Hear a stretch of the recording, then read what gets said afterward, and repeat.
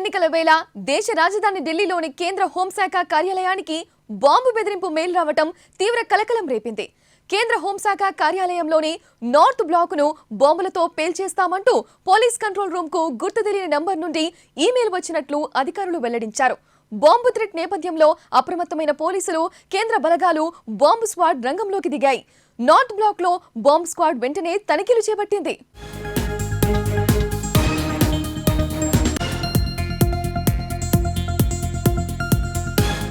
Bomb బెదిరింపు నేపథ్యంలో ఎలాంటి అవాంఛనీయ ఘటనలు చోటు చేసుకోకుండా ముందు జాగ్రత్త చర్యలు తీసుకున్నారు. హోంశాఖ ఆఫీస్ నార్త్ బ్లాక్ వద్ద పోలీసులు హై అలర్ట్ ప్రకటించారు. సోదాల్లో అనుమానాస్పద వస్తువులేవీ కనిపించకపోవడంతో ఊపిరి పీల్చుకున్నారు. బెదిరింపు మెయిల్పై పోలీసులు దర్యాప్తు చేపట్టారు.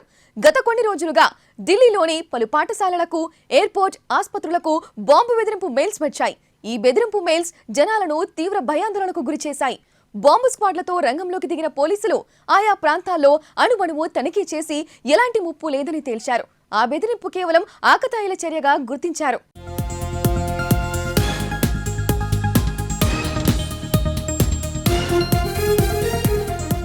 గుజరాత్ ఎయిర్పోర్టులో మంగళవారం 4 ఐసిస్ ఉగ్రవాదులు పట్టుబడటం, ఇవాళ ఏకంగా కేంద్ర హోంశాఖ కార్యాలయానికే బాంబు బెదిరింపు మెయిల్ రావడంతో పోలీసులు హై అలర్ట్ అయ్యారు. దేశ రాజధానిలోని కీలక ప్రదేశాల్లో భద్రతను కట్టుదిట్టం చేశారు.